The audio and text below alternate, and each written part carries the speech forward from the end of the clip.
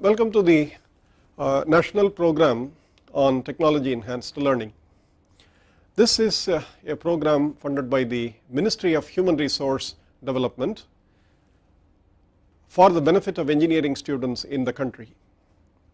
What we propose to do here in this program is to provide you a series of lectures on various topics, and I am here to give you a series of lectures on the basic chemistry, the first year core chemistry curriculum that most engineering students should be familiar with in order to appreciate the fundamentals as well as the role of such fundamental ideas in engineering applications.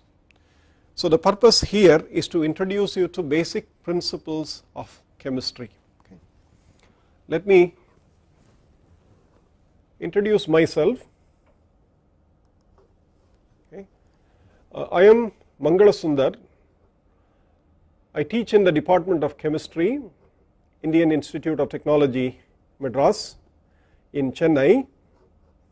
The address for electronic mail communication to me is mangal@iitm.ac.in. Okay. Now, the core chemistry curriculum that we are interested in giving you in the form of lectures concerns with the principles of chemistry and not necessarily the applications of chemistry in engineering. Okay. It is our sincere opinion that the applications in chemistry in engineering are best taught by the respective specialized engineers. The basic ideas in chemistry, as the chemists understand, as the fundamental scientists understand, as are relevant for the engineering principles, applications, etc., they are of interest to us. Therefore, this series of lectures, let me give you the sequence of the lectures in chemistry. The first 12 to 15 lectures will be on atoms and molecules. This is essentially the basic quantum chemistry that we should be familiar with. This will be followed by a series of lectures on molecular spectroscopy. It is a fundamentally important subject for all of chemistry, physics, engineering, biological sciences, whatnot. The applications of spectroscopy, the applications of detection techniques, everything is described in detail in molecular spectroscopy. Of course, I would not do all of that, but introduce you to the basic principles of spectroscopy. There will be a few lectures on solid state chemistry, electrochemistry, approximately 3 to 5 lectures, and elementary chemical reaction kinetics and dynamics. Again, some 10 to 12 lectures, followed by surface chemistry, approximately 3 to 5 lectures. This is the organization of the series of lectures that I propose to give on the engineering chemistry course of the NPTEL project. We will start with the first and most important aspect of chemistry, namely the constituents of chemical systems, the atoms. There are obviously 114 types of atoms that we have, and the mechanics of the atoms when they are together, the interactions between the atoms to form molecules, etc., are fundamental to what one calls as chemical transformations. So the first module is on the atoms and molecules. What do we propose to do in this atoms and molecules lecture? We will basically look at the elementary quantum mechanics as applied to chemical systems, or as is done in chemistry courses. An elementary survey of the principles of quantum mechanics, as well as some introduction to simple models. These are of interest to us in understanding the atomic structure and consequently from the atomic structure how the atoms form molecules and therefore the molecular structure. Okay. Quantum mechanics is of course fundamentally important subject. This series of lectures will only give you what are called the prescriptions of quantum mechanics. This is not a place, nor do I have the expertise to tell you that at the end of this you will understand quantum mechanics. In fact, nobody does. Therefore, when we talk about the importance of quantum mechanics or the importance of quantum chemistry, what I would focus my attention are the methods by which we apply the rules of quantum mechanics. If you ask me how we get to these rules,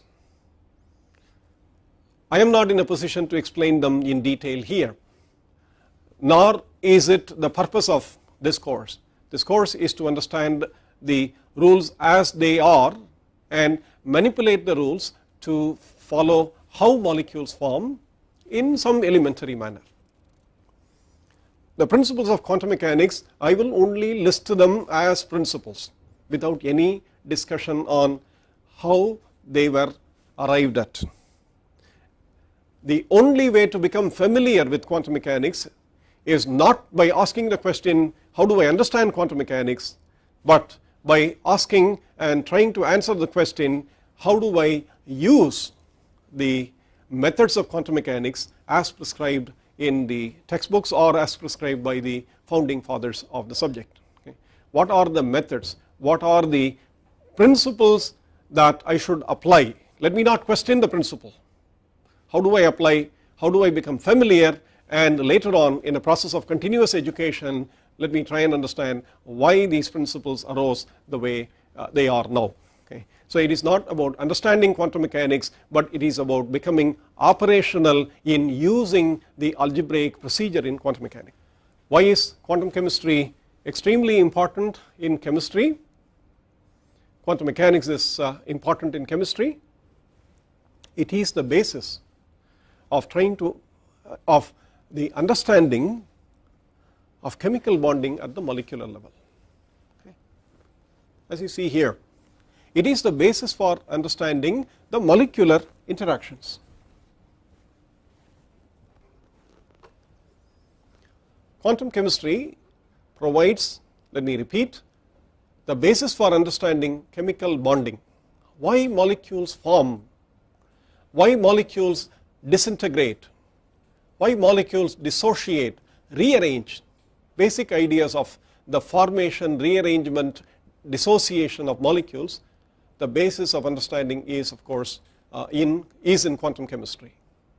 Also the interactions between molecules which are responsible for chemical reactions, which are responsible for physical transformations, all these things are also from the principles of quantum chemistry. And most importantly for a practical chemist, the quantum chemistry provides the basis for understanding the interactions of molecules with electromagnetic radiation. This is the branch of spectroscopy. Spectroscopy is how we detect, we determine, quantitatively assess various chemical species, intermediates in a chemical reaction, and many other things. So an important aspect of molecular spectroscopy, the basic theory is provided by the methods of quantum mechanics and the methods of quantum chemistry. Okay. Now let me summarize how we got to where we are today. Okay. That is, we are summarizing the effects of a little more than 100 years, 105, 106 years to be exact. In 1900, Max Planck proposed a relation for the energy released by the material body at high temperatures. Max Planck was studying a certain phenomenon called black body radiation. The phenomenon could not be understood in complete form by the methods of classical mechanics, the Newtonian mechanics, classical electromagnetism. Max Planck came up with a radical suggestion that the energy released by the material body as it is raised to very high temperatures the energy is released in the form of light, in the form of radiation. The energy is released in packets from the material body, and he defined the size of this packet by the relation here. The energy associated with the material bodies, the energy packets which appeared, is a constant times the frequency of the radiation. E is equal to h nu, the first relation proposed by Max Planck, where h subsequently was called Planck's constant. And if you look at the value of Planck's constant, it is an extremely small quantity, 6.626 times 10 raised to minus 34 joule second.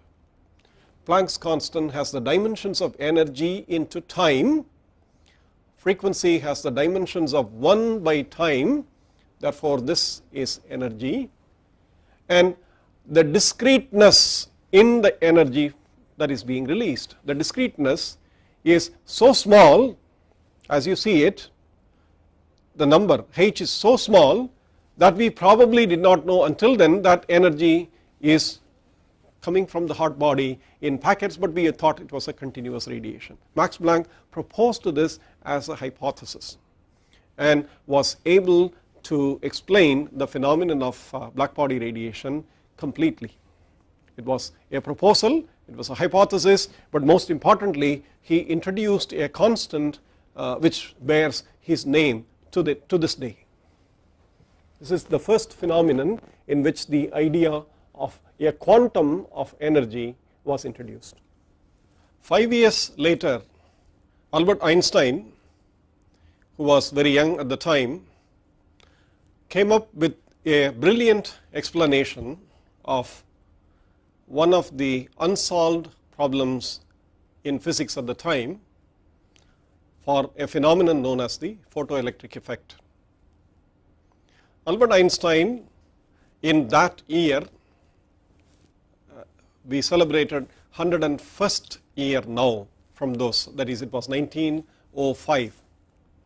So this year is 101 years since Albert Einstein published 3 most important papers in all of physics and in all of science. In one of the papers describing the effect known as the photoelectric effect, Einstein came up with an explanation, and in summary what he said was that light or the electromagnetic radiation itself consists of packets of energy. There is no other scientist in the world that I know of whose work was never questioned for the award of Nobel Prizes. Everybody thought Albert Einstein should win the Nobel Prize. The Nobel Committee had no doubts that it should give a prize to Einstein. The only question was which of the 3 papers that he published in 1905 should be given a recognition for the Nobel Prize. One was photoelectric effect, the other was his radical revolutionary idea, that is the theory of special relativity, for which he drew substantial guidance from other physicists, most importantly Lorentz. And the third paper that Einstein published in that year was on Brownian motion. We will not worry about that. I mean, all of us know that Einstein was probably the greatest physicist ever to have lived in the last century. His idea that light itself consists of packets of energy, we call them as photons today. Einstein did not call them as photons, but I believe it was a chemist, Gilbert Newton Lewis, who probably coined the name photons for the light packets later, almost some 10-15 years later. The expression that Einstein came up with for the discrete packets of energy for the electromagnetic radiation whose frequency is nu is also the same relation that Einstein gave E is equal to h nu.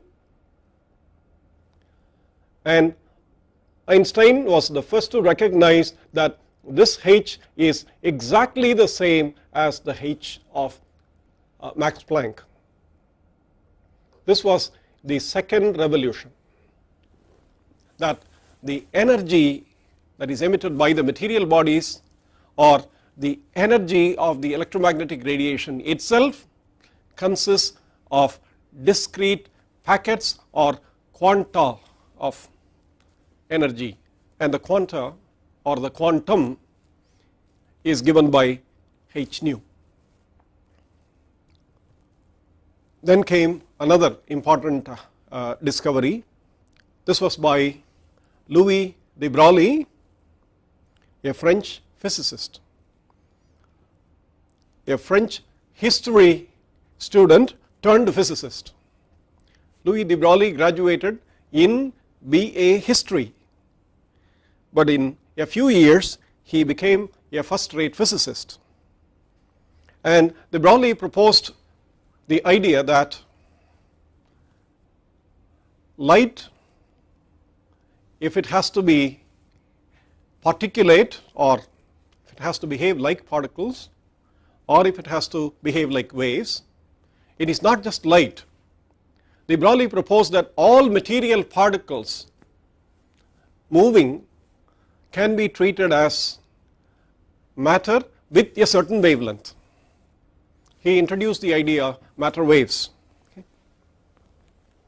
What he suggested was that the wavelength lambda that is associated with the moving particles with a mass m and therefore a momentum p, which is mass times the velocity if the velocity is not very large.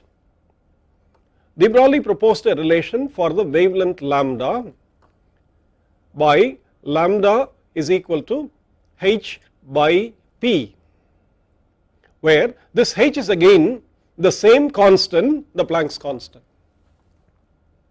So by this time people realized that there is something fundamental about h, the Planck's constant, the action constant, that it has a certain importance in physics, and of course it has a fundamental importance in chemistry through the Schrodinger equation, which we will study later. These are the three most important phenomena that I would like to highlight before moving on to the basic formulation of quantum mechanics as we know today. In a typical physics course, you will probably learn the details of how black body radiation phenomenon has been studied by Max Planck through all the derivations. You might also go through the derivations of photoelectric effect. In fact, if I recall the textbook for high schools, the Central Board of Secondary Education class 12 textbook describes the photoelectric effect in detail. So you must have studied them already. The matter wave is a new idea.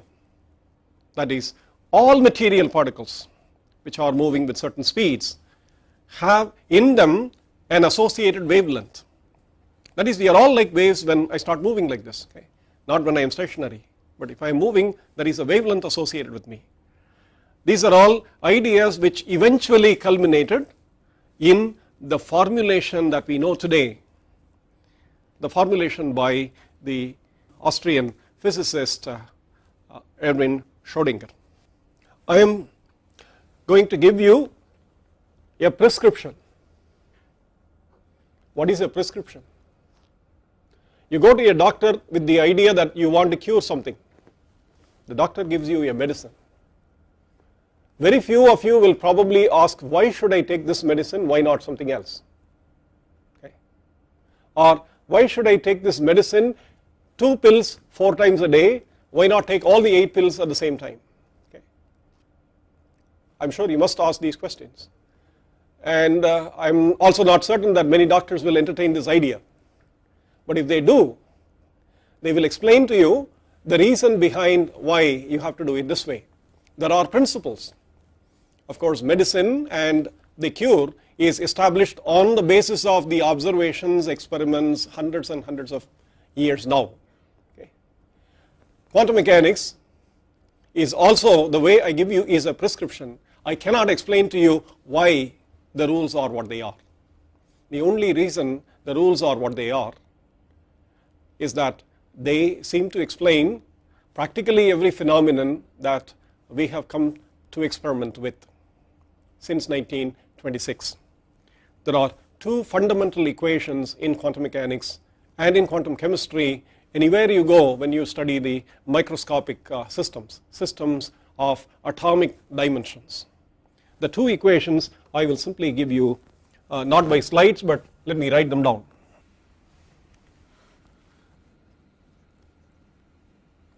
In fact, there is only one fundamental equation, not two, but the second one is derived from the first one. One fundamental equation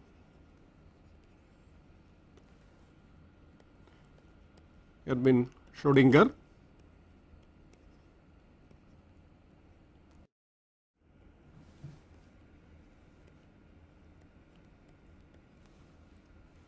proposed by him in 1926.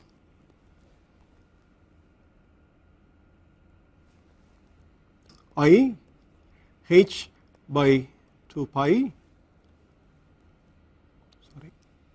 plus I h by 2 pi, the partial derivative of a function called psi is equal to another quantity called the Hamiltonian and the same function psi.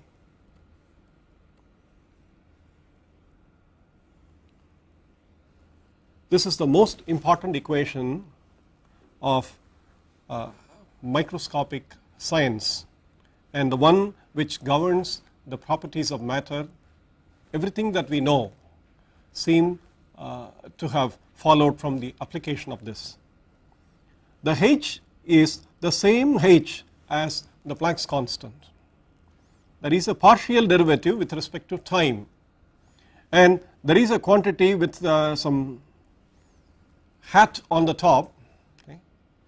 This quantity has a classical analog. It is known as the Hamiltonian, but it is written in a specific form for the mechanics of atoms and molecules. The Hamiltonian is an operator. We will come to know all these things later, but the equation that we have to remember is I h by 2 pi d psi by dt is equal to h psi, where what is I? Most important, it is square root of minus 1, it is imaginary. So we have an equation involving complex quantities, but you will not study all of this, but in chemistry you will only study this equation, h psi is equal to a constant times psi. The first one is known as time dependent Schrodinger equation. The second, h psi is equal to E psi, is known as time independent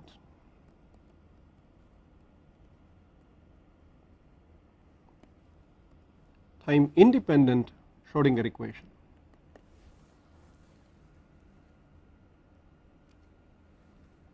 Let me go back. What is h? What is psi? What is E? We will come to know all these things. In grade 6 or perhaps in grade 8, when somebody wrote this equation, F is equal to ma, we all understood, or we all solved the equation, we studied the equation, and we said this is Newton's second law.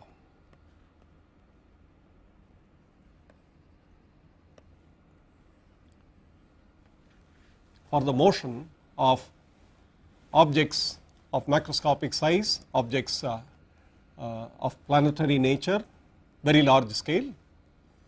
Force is mass times acceleration. That is not the meaning of this equation, that is just the words of the mathematical symbols. We never questioned what is F or what is ma. We understood, yes, this is the equation that we have to solve in order to understand the dynamics of particles, dynamics of things that we observe. Schrodinger came up with this idea that the dynamics of atoms and molecules or any objects which we cannot see in microscopic dimensions has to be understood by solving an equation which looks like this: I h by 2 pi d psi by dt is equal to h psi. Okay. Now, do we understand this? If you ask me, I do not understand this, but obviously I know how to solve this equation for certain problems. And one never tries to understand quantum mechanics at the first time, quantum chemistry at the first time one learns, but works with the basic methods, tries to solve problems, analyze the results of the problems, find out what is new in the solutions of the problems as different from the solutions that one would get if one were to use classical methods, and sees that the quantum systems give you the answers which are actually observed in experiments. Most important experiment is spectroscopic experiments. So this is a prescription. We are going to go with this. We are going to try and understand how to solve h psi is equal to E psi. The entire atoms and molecules module is on the solution of this equation for various forms of the Hamiltonian. The corresponding solutions are all known as wave functions. This is a wave equation, and the quantity E are known as the energies that one can observe if one tries to measure the energy of the system under study. These are the possible energies, and the entire exercise of quantum chemistry is to determine the wave functions and the energies through the solution of an equation called the time independent Schrodinger equation, where the h is the Hamiltonian. The Hamiltonian is not a quantum quantity. It is a classical mechanical quantity representing the total energy of the system. Kinetic energy plus the potential energy of a system is what is known as Hamiltonian, in honor of Sir William Rowan Hamilton, physicist in the 19th century. But the Hamiltonian will be written in a special form for quantum mechanical problems, and therefore will require methods which are different from the methods of classical mechanics.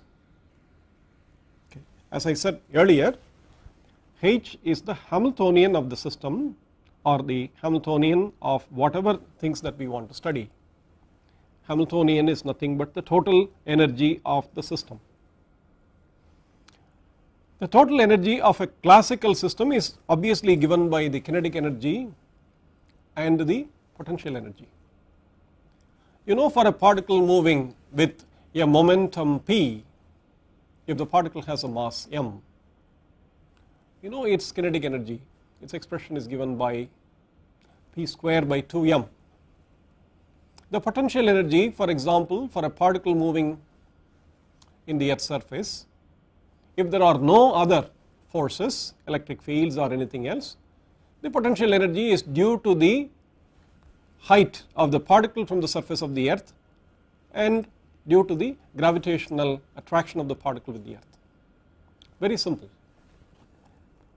The sum of the potential energy and the kinetic energy is known as Hamiltonian, but in quantum systems we are going to replace the classical expressions or the classical mechanical expressions by replacing the momentum p in a unique way. Momentum is a vector, and if we represent the vector in a certain direction, the component of the vector in that direction, for example along the x-axis, we write the momentum as the component as px. The quantum mechanical quantity for px will not be the px itself, but will be given by this strange quantity minus I h by 2 pi h bar, partial derivative dou by dou x.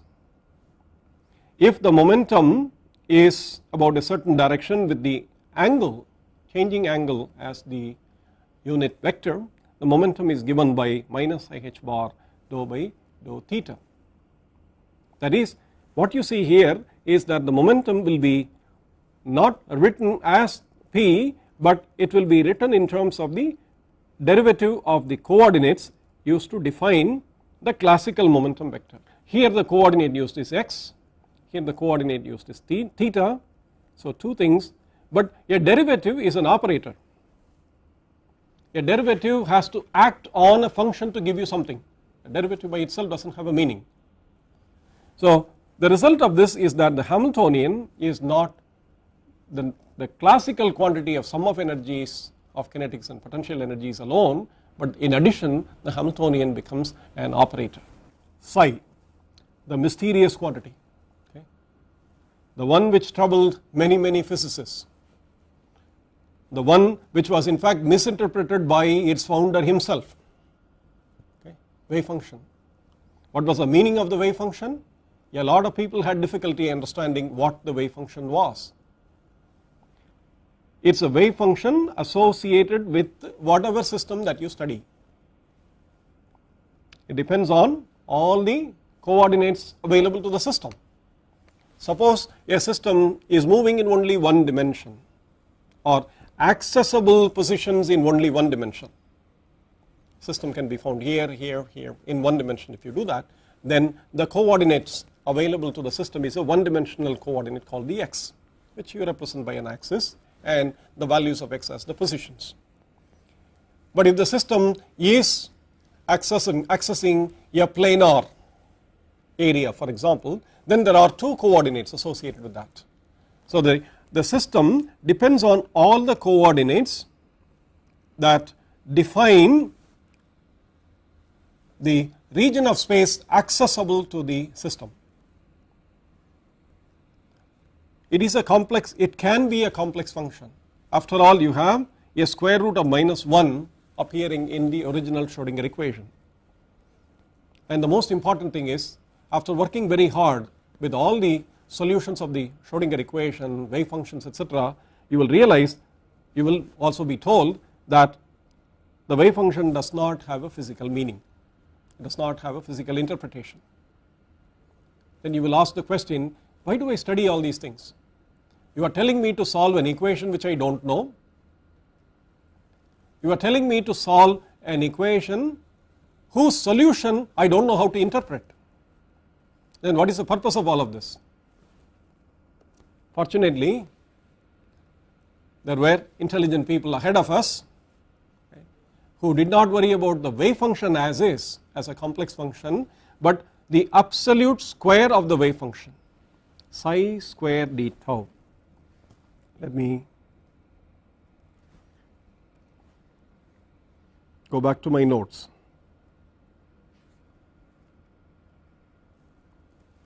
When you solve this, h psi is equal to E psi, psi does not have a meaning, does not necessarily have a physical interpretation, physical meaning or interpretation. So why go through the trouble? Fortunately, if psi is complex, then its complex conjugate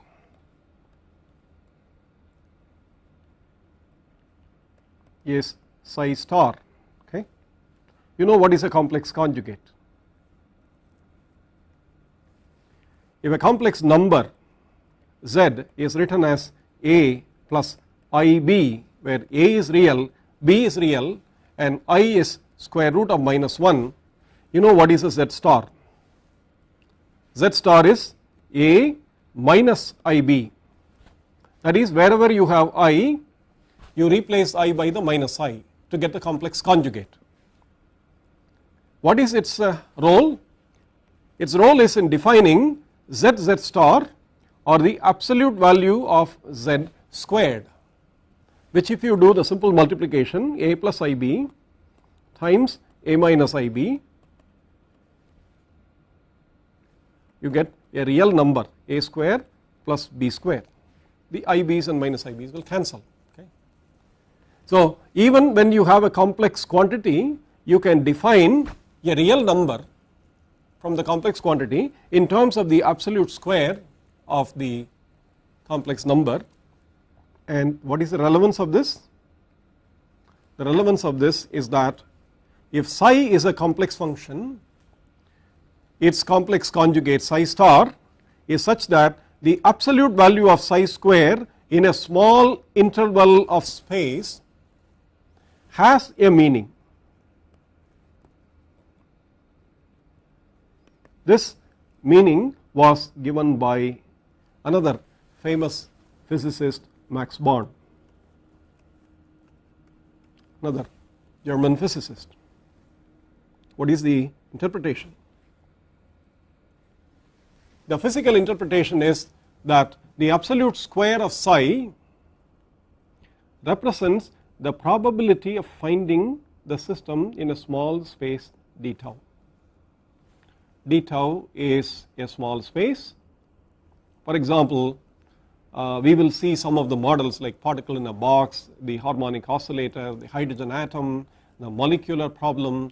We will define what the space means, what a small interval of space means. All these things we will define as we go through it, but we have to understand, or we have to remember, sorry, not understand, we have to remember that the absolute square of psi times d tau, that is, you evaluate the function psi in a small interval of time, interval of space d tau, the psi star d tau represents the probability of finding the system in a small space. This is the only meaning that can be ascribed to the solution of the Schrodinger equation. The next important fact which we have to pay attention to is the quantity E in H psi is equal to E psi. E stands for energy.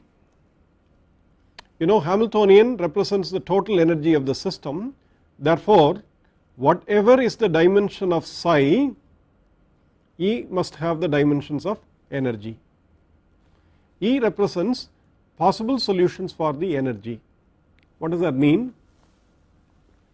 It means that when you make a measurement for the energy of the system, you will get some value, experimental values. What Schrodinger equation tells you is that the theory predicts certain values as the only possible values in the experimental measurement. It is strange that when you make a measurement of an energy of a particle that is moving in a box, why should you get only specific values? Why not any energies? I mean, a lot of what you call as practical questions will become relevant, but then you will have to forget that we are talking about some things that we understand. No, I am introducing you to a method. We will do blindly some of these alleys, we will go to the alleys, we will follow through the process, and hopefully we understand a little bit about that. The energy that you have here, H psi is equal to E psi, that E represents the only outcomes in an experiment for determining the total energy of the system. Whenever you make a measurement on the total energy of the system, the only possible values that you will get are given by this E. Energy is not the only measurable quantity. You have momentum, particles velocity, angular momentum if the particle is moving around about a point or moving about a line, the electric and magnetic properties of say molecules, for example, the molecular structure, what is the size and shape and the bond lengths and bond angles. All these things are important, and all these things are what we call as experimental quantities. Now, the next strange thing that we have in quantum mechanics is, this is the third strange thing. The first one was that we will have to solve the Schrodinger equation. The second strange thing is that the momentum is given by an operator. The third strange thing is that, sorry, this should be the fourth one. The third strange thing was that the wave function does not have a meaning. but the absolute square of the wave function represents a probability density, or the absolute square of the wave function in a small interval of space gives you the probability of finding the system in that space. That is a third strange thing. And then the fourth strange thing is that what do we get when we make a measurement of properties of the system. We do many measurements and we try to get an average. Quantum mechanics gives an expression for the average value.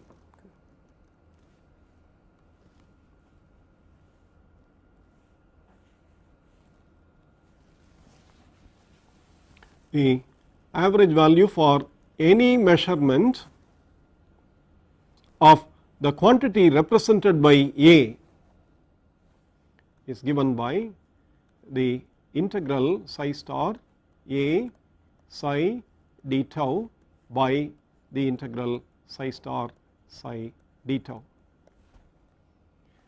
For example, if A is the momentum P in the x direction, for example, then it is psi star, you recall, minus I h bar d by dx, that is the operator associated with P psi d tau, divided by the integral psi star psi d tau. So the fourth strange thing is that every measurable quantity in quantum mechanics is represented by an operator, the momentum by the differential operator as one of the earlier ones, likewise dipole moment, bond length, bond angle, electric susceptibility, molecular polarizabilities, many properties are there. Every such experimentally measurable property is represented by an operator in quantum mechanics, and if the wave function of the system is given by psi, or if the wave function of the molecule is given by psi, then the measurement of that property on an average will give you the results as given by this formula, psi star operator psi star psi d tau. So go back and see that the prescription is that. Prescription for measurement processes is that on the average what we will get for measurement of properties of the system. So these are all the things that we will come back again and again and again. Okay. So let us just see what we can do for the rest of this lecture. How do we go about trying to make sense out of these four strange quantities? We will understand, or we will try to follow this by four simple model problems. Okay. We will study a few simple model problems. The problems can be solved mathematically exactly, so that you will get functions, analytic forms for the algebraic, for the wave functions and so on, and then we will try and become familiar with the process of how to solve the Schrodinger equation for various systems. What are the various systems? We will have four models. The first model is the most elementary model called the particle in a box. This is the simplest Schrodinger equation that you can solve, one dimensional system. The second is a particle moving in a ring, slightly more complicated. An even more complicated system is the harmonic oscillator. We will try and solve these things using the Schrodinger mechanics, the wave mechanics, and then of course the hydrogen atom. The chemists, the starting point of chemistry, the quantum mechanics in chemistry, is the hydrogen atom, the lightest and the first in the periodic table, simplest atom, one electron system, one electron, one proton. You would see that the quantum mechanics of the hydrogen atom is quite difficult, okay? And you have already seen qualitatively the solutions of the hydrogen atom in terms of orbitals in your high school, wave functions, orbitals, the orbital diagrams and so on. The present method is to give you some of these pictures in a little more quantitative manner, and the orbitals of hydrogen atom are extremely important for chemists because they form the basis. The methods of solving the Schrodinger equation for hydrogen atom form the basis for understanding molecules. Therefore, I will spend a considerable amount of time in the analysis of the hydrogen atom through the methods of quantum chemistry. Why do we solve these problems for a chemistry course? We do this because we want to understand what is meant by the statement that molecules have discrete energy levels. These are responsible for the transformations that the molecules undergo. We want to understand the process of formation of molecules. We want to understand how the molecules get excited by light, laser light for example, or any other microwave radiation, and eventually the chemical transformation itself, why molecules undergo transformations, why some molecules are unstable, the others are very stable, why molecules rearrange, all these processes, the chemical transformation processes at the atomic level. If you want to understand, we have to study some of these model problems. Okay. Let me go with a quick summary. We will elaborate the following models. The first one is a particle in a box. I am going to write the Hamiltonian without any explanation now, and in each one of the subsequent lectures I will explain the model, the box problem.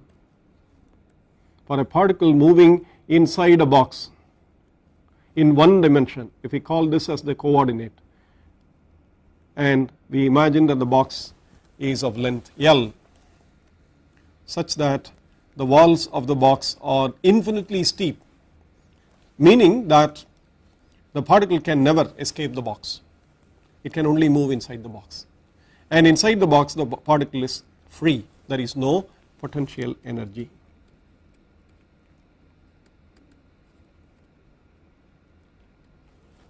You remember that the Hamiltonian is kinetic energy plus the potential energy. Therefore, if the particle is moving inside the box and if it does not have any potential energy, obviously the Hamiltonian is given by its kinetic energy. The particle cannot escape the box, and the mathematical condition which imposes that is that the potentials at the ends of the box, the two ends, are infinite and positive, that is steep, repulsive. The model for this, the Hamiltonian, is given by the equation minus h bar square by 2m d square by dx square plus v, where v is 0 if x is between 0 and L, okay, which we write by saying v is equal to 0 for x between 0 and L, okay, and v is infinity otherwise. Therefore, we want to solve this equation or this operator h. What is the equation that we want to solve? The equation we want to solve is, with this h, the differential equation h psi of x, function of x, is equal to E times psi of x, and this is a constant.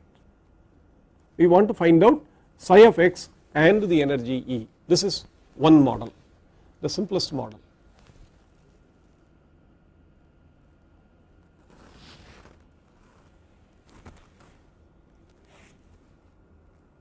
And that is what you see in the slide here. The Schrodinger equation for a particle in a box is minus h bar square by 2m d square psi x by dx square plus v of psi is equal to E times psi, where v is 0 for the particle inside the box and is infinity otherwise. This is one model. The second is, of course, instead of a one dimensional motion, we can have a rectangular box and we can think about the particle moving in 2 dimensions or in 3 dimensions or in n dimensions. Therefore, how do we generalize this? The Schrodinger equation for a particle in a 2 dimensional box, we have 2 coordinates x and y, and therefore the wave function psi is a function of the coordinates x and y, and you see that this form is very similar to the one dimensional form, minus h bar square by 2m dou square by dou x square. Now it is a partial derivative because you have 2 coordinate variables, and dou square by dou y square. This whole term minus h bar square by 2m, this represents the kinetic energy of the particle and the wave function psi, and the potential energy of the particle V, the left hand side is all the Hamiltonian acting on the wave function, is equal to E times the wave function. Again it is a h psi is equal to E psi. What are the conditions? The conditions are very similar. Here we are talking about a square box of x also between 0 to L, the same length, and y between 0 to L. So for a square box the potential is 0 inside the box and it is infinity otherwise. This is the second model we will do. The third model we would study is the Schrodinger equation for the harmonic oscillator. The harmonic oscillator has a potential energy half kx square if x is the amplitude of the harmonic motion and k is the force constant of the harmonic oscillator system. Okay. This comes from your classical physics, the potential energy for a harmonic oscillator. The kinetic energy for the harmonic oscillator is p square by 2m, and that in quantum mechanics is now replaced by the derivative expression minus h bar square by 2m d square by dx square. Therefore, the potential energy plus the kinetic energy acting on the wave function psi. Therefore, again what you have is a h psi is equal to E psi. Now the values of x in this problem for harmonic system is in mathematical conditions x can take any value from minus infinity to plus infinity. That is a model we would solve. And the last is of course the most important one for the chemists, namely the Schrodinger equation for the electron in the hydrogen atom. The Bohr model, if you recall, you are used to drawing a circle with the electron on the circle and the proton in the middle, and drawing the potential energy as the Coulombic interaction energy of the negatively charged electron and the positively charged proton. You recall that if the distance between the two is r,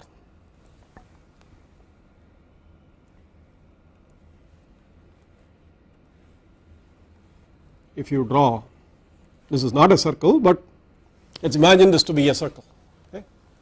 If the electron is on the circle and if this is a proton, and if this interaction, if this distance is r, you know the proton has a charge plus Ze, the electron has the charge minus E. Okay. Z is 1 for a proton, for other nuclei Z depends on the number of protons you have. What is the Coulombic energy of attraction between these two electrically charged particles? It is minus Ze square by 4 pi epsilon naught r in classical electrodynamics in the SI units. You must have remembered this from your electromagnetism in high school. So this is the Coulombic attraction, but the electron is of course not stationary. You remember from the Bohr model that it is moving around, and the Bohr model introduces something like a planetary motion for the electrons. Bohr's picture is also quantum mechanical in the sense that he was able to explain the line spectra of hydrogen atom through this planetary model. Now we have the Schrodinger equation for the solution of the hydrogen atom, which is hopefully much more general than the solution to the hydrogen atom that Bohr proposed, and the potential energy for the hydrogen atom system is minus Ze square by 4 pi epsilon naught r. What is the kinetic energy? The kinetic energy is p square by 2m again, but now P is that since the electron is moving around in a 3-dimensional sphere with the proton in the middle, the momentum has 3 components in a 3-dimensional world, the x, y, z component, and those components are written in such a way that you have the kinetic energy of the system given by the 3 momentum p square by 2m minus h bar square by dou square by dou x square minus h bar square times dou square by dou y square. This is px square, this is py square, this is pz square by 2m. Now that is the kinetic energy expression in quantum mechanics. This is the potential energy, because you know the distance r is given in terms of the distance from the origin. If the origin is at the center of the nucleus, then it is minus z square by r square, z square by r. What did I write here earlier? Yeah, I wrote only r minus z square by r. So what you have is the potential energy is that the potential energy given by minus z square by this. So h times psi is equal to E times psi. These are the model problems that we will study before we move on to molecules. So let me summarize this lecture. What we did was, why do we need quantum mechanics in chemistry? We went through some explanations. I wouldn't call it something that you would understand, but hopefully this will make sense over a period of time. And then an elementary introduction to the principles of quantum mechanics without any explanation that these are the rules, now you will play by the rules, and you will understand them by playing the game by understanding the rules. And then the introduction to simple models. We will continue with this with the particle in the box in the next lecture. Thank you.